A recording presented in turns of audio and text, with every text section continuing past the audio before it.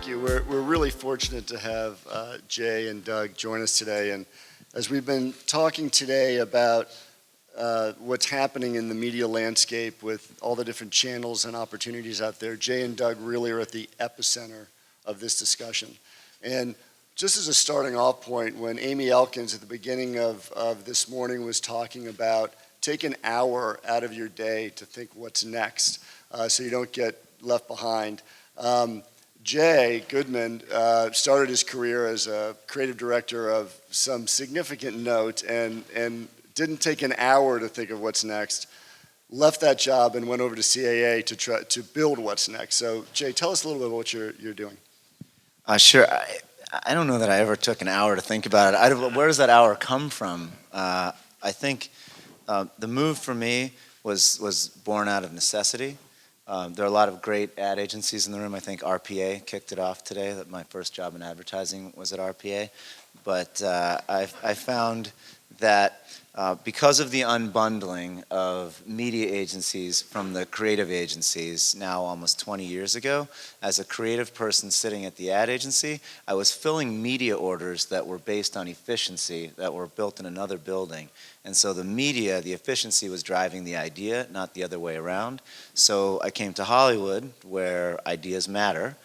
So that we could actually start with the idea that we thought would drive business and then bring that to the media community and say, find the most efficient way for this business-driving idea to make it into culture. So it was really born out of necessity. I got tired of the media order being slipped under my office door, and then I had to kind of type up an idea to fit it. And Doug, you're very much on the front lines of all the channel development that's going on out there and what the definition of a channel is. If you were to pick a winner today of who's going to win in the distribution, where would you put your money?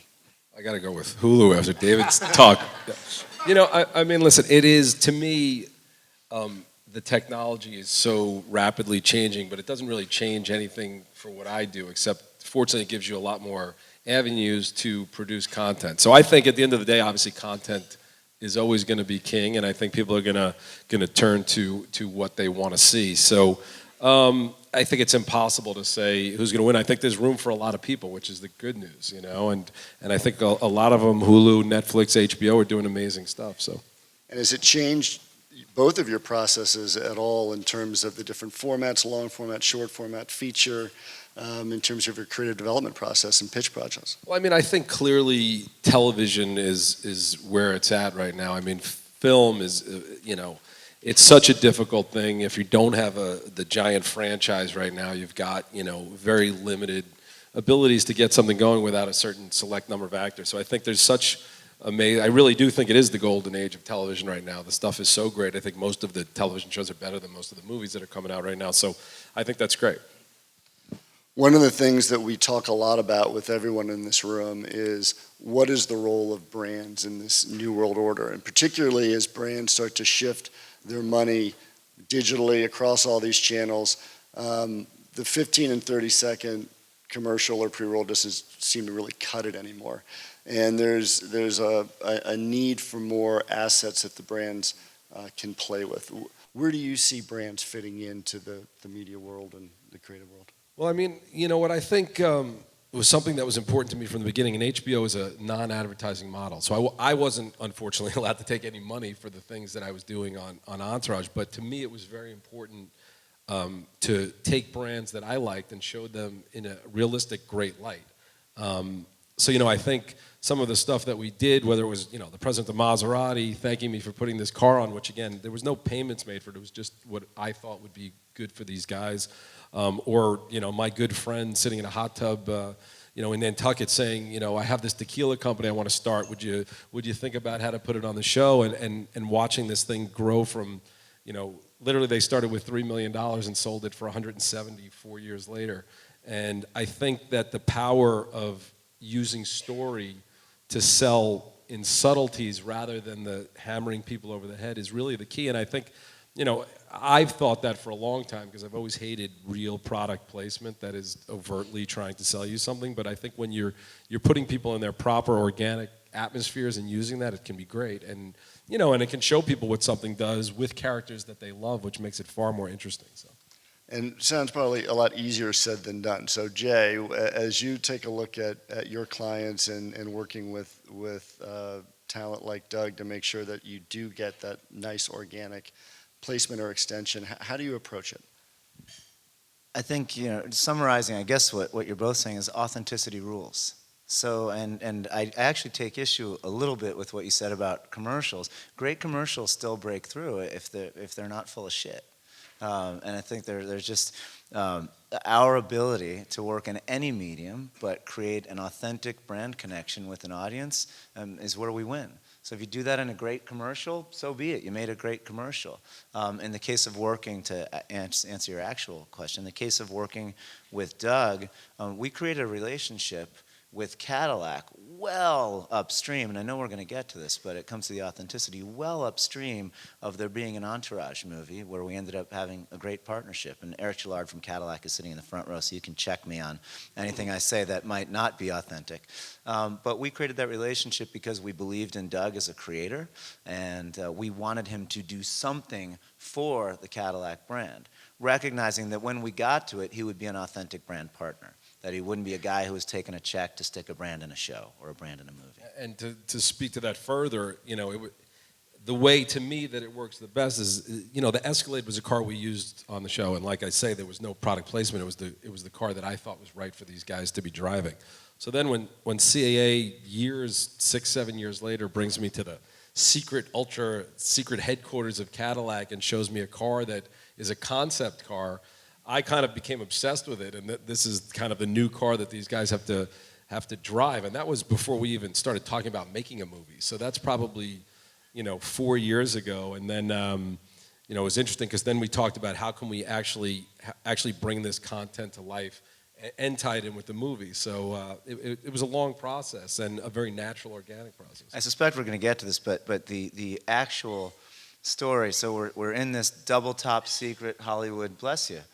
This double top secret Hollywood design center that General Motors has, and they've got the Cadillac cars displayed there. And they quite literally pulled the tarp off of this car, the Cadillac CL, the concept car, and it has the suicide doors, just like the '63 Lincoln Continental that's in the opening scene of Entourage, and the opening credits of Entourage, and then in the show itself. And Doug turns to me very quietly and goes, "Well, that's in the movie." And my reaction to that was, "There's a movie?" It's nice when the car can drive the film, but car has always been super important to your work in Entourage. Yeah, I mean, it is a huge thing. And what's interesting, I mean, on a side note of that car, I become obsessed with that car, as he knows, and then 3 years later, we're finally making a movie, and Cadillac decided not to actually make that car. So when I called them, I said, listen, we're doing the movie. I've written this whole thing in. They said, well, it's not a real car. It's just a concept car. So they were great enough, which again, I think is kind of slightly different than normal advertising. They were great enough to help us get that car actually functioning, even though it wasn't something that they could go sell. But I think, it showed kind of the coolness of the brand in a different way, even though that product wasn't actually available. So it was a great organic partnership that I think really melded well. So we got really lucky in a way, in that we knew there was a great brand connection between Cadillac and Doug, and eventually Cadillac and Entourage. But the brand idea turned to Dare Greatly just as the Entourage movie was coming to market. And while they're doing some very kind of serious and smart traditional advertising around the idea of Dare Greatly, beautifully produced, I might add, we had this fun element of the same thing. And the Ari Gold character certainly has dared greatly in a different way than maybe some of the Teddy Roosevelt, I think, is the quote in the actual advertising. And there was this beautiful counterbalance that hit the market at the same time. But again, that only would have happened. It only happened because we had the brand partnership so far upstream that we put ourselves in a position to have serendipity happen later. And so, back to your original question of brands working with content creators, our real mission at CAA Marketing is to move the brands as far upstream as possible, recognizing that of course they're going to do media buys on efficiency. Of course they're going to create things that look more traditional and that are more transactional in the digital realm. But if you can be well upstream as a brand partner and really understand the hopes, dreams, needs, and wants of the content creation community, you set yourself up for success at so many points further down the line. Well, one of the custom pieces that you did as part of your partnership with GM was a 4-minute piece that tells a little bit of the story of Ari as he's going forward.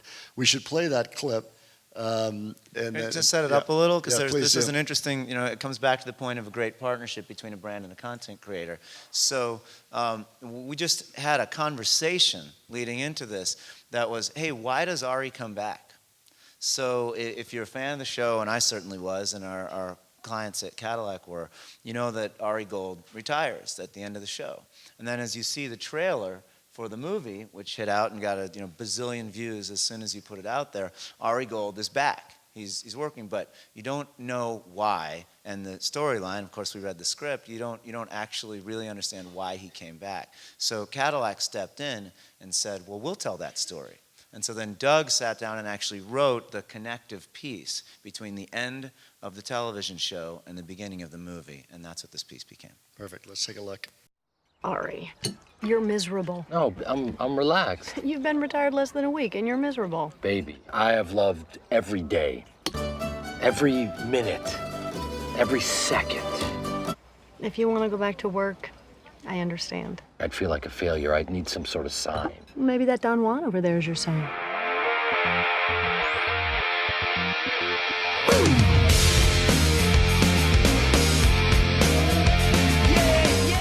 So when you're doing a custom piece like that for a brand, it looks just as great as the film and just as great as all the work that you do. How do you fit that into your process as you're working on a big budget film and making sure the brands are happy? Somewhat small budget film, but also, I mean, Cadillac was great enough to let me, use my crew. I said it has to look like the movie, and so we put together the same crew that we did, and they were very supportive and generous with us. So that's was all of it was kind of a great partnership, but also very lucky for us as well. And where did you distribute it, Jay, for promotion? No kidding, on Hulu. So it could have lived a lot of places. And claim to fame on Hulu. Well, I thought it was the first piece It's of yours. branded content to be featured in the entertainment carousel, although Stewart claims he beat me to it with something that he did a year or so ago, but then he admitted he actually paid a little money to get there. So it was actually featured as content on Hulu, recognizing that fans of the franchise would go there to view it, so Hulu, rather than place it alongside other paid media, placed it alongside other actual entertainment. So it lived there, it lived other places online. Did we play it pre-theater? I know the 30s played on television as well to drive people to it. And how does that process work in terms of management? Is it working directly with your team, Jay, with the marketing folks or their agency, or how does that all come together? An incredibly collaborative process. So, you had your moment of plug for Hulu, your moment of plug for Creative Artists Agency. The whole thing is born out of collaboration, and hopefully as a client, Doug, you can speak to this as well. But we had, of course, the advertising agency at the table, a huge team from Cadillac at the table, Doug's entire team at the table, the media agency at the table. So kind of back to my original point, the idea got plunked into the middle of that proverbial and actual and literal table and said, okay, we're going to create the connective tissue between the show and the movie. Cadillac is playing a really important role in this. What's the best way for this idea to find its way into the world? One of the other famous brand stories that has come out of your work is the Avion Tequila story, which started as Turtle's entrepreneurial venture within the show. And I think a lot of audience members actually thought that came first and then the tequila launched. But tell a little bit about how that came together. And Again, I was my best friend from childhood. I was looking for a storyline for one of the characters that would be a business storyline, and he said he had just started a tequila company. So it was a perfect match, and also, sometimes advertisers are obviously a little scared to do things. Some of the stuff we did with this tequila, I don't think most tequila companies would allow us to have their brand during those scenes. But but fortunately for them, they had just started. It was a very small startup thing, and I think we really realized the power of the medium and where the show was at that point from that, because it really launched this thing, and Pernod came in and bought them. But again, it was very organic, and I had just said to them, I said, look, I'm going to do whatever I want with this product if you guys are okay with it. I don't want to talk about it after you guys say okay. So we then started kind of a 3 or 4 year process, which was incredible for them and good for me creatively. But again, the most important thing to me, it just worked for what the show was and what the characters were, and it could have been any tequila brand at all. But the fact that it was starting almost at the same time as us worked even better. So. And how easy or hard is it to get that release from your brand partners? Again, Cadillac was really great because you do worry, like, can you do edgy stuff that we did on Entourage with kind of those partnerships, which often becomes difficult, and Cadillac was great. The stuff we did with the tequila, I'm not sure that any real brand would ever have allowed us to do. So, I mean, we had an anal sex scene with a bottle of tequila sitting next to them. I don't know that that's what the advertisers really want. So. My 13-year-old daughter is in the back there, so we'll talk later, she? Daisy. No. Anyway, it's what it is, but I think it's important to find brands that actually support the content as well, and I think, for me, I think that will work the best for both people. If they're not trying to change it to work with their brand, and they're working within if they like the content. So, Cadillac was very supportive in letting us do how we do and what we do. I can put a finer point on that, actually. And the partnership between Doug and Cadillac is so strong. Doug actually overwrote in Cadillac's direction. So, when all of you go to Hulu later today to watch the full 3.5-minute piece, what you won't see is a scene where Ari rides in on his bicycle and there's a parking lot full of Cadillacs. And Doug, overcorrected for the Cadillac brand and said, well, we should probably show off some of the cars that you can actually drive right now. And it's a completely natural scene. There's a scene where Ari rides into this kind of agency that may or may not be a fantasy in Italy. And of course there should be a parking lot, so he rode his bike into the parking lot. And the Cadillac team said, we don't need to do this. It doesn't feel natural in the story. Thank you so much, Doug, for writing a scene with our latest lineup of cars in it, but get it out. It's more important that the story come through. The brand will benefit more if the story comes through than by having a gratuitous scene in there. And that was really indicative, I think, of the overall partnership, where Cadillac was fighting for a better story and Doug was pushing for more brand and product inclusion. And those stories are or few and far between, rather. And I think we need to have more of those. When you have a great brand partner at the table who's screaming, just give me a wonderful story, and we'll help you figure out the best way for the brand to come through. And when you've got a creator who's really just now coming out and saying he's open for business with advertisers and doing commercials or things that look like commercials and content with brands in it, overcorrecting in that way, this is the new form of collaboration that I think everybody in this room needs to get to. Fight for the other guy's interests, and your interests will come And I think it's important, because you were saying before, just taking a check, it's important that the people who are creating the content actually love the products, and I think that's something that was always important to me. There were no products, on the show that I didn't personally love or use, so it obviously makes it easier to kind of, praise them in whatever way it is. So. Which is why Johnny Walker and Budweiser are very well featured in the film. Well, how much education do you need to do when you're inviting brands in for the first time to work with Doug and vice versa in terms of the process and making sure they are getting well ahead of the story?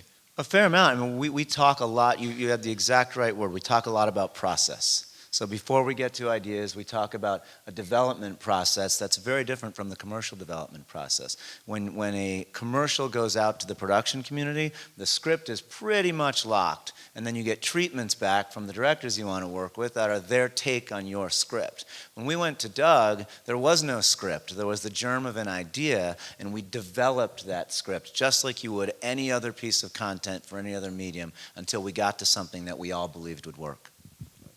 Well, needless to say, you've always found the perfect balance in your work. What's coming up next for you? Everything from a Harriet Tubman movie with Viola Davis, I'm doing an animated show with the Weinstein Company. I'm supposed to do Bad Santa 2 in the fall. So lots of different stuff. That's it too. Yeah. Terrific. Well, I can't thank you both for coming. This has been incredibly insightful, and congratulations on all the great work. Thank you. Thank you very much. Thank you all.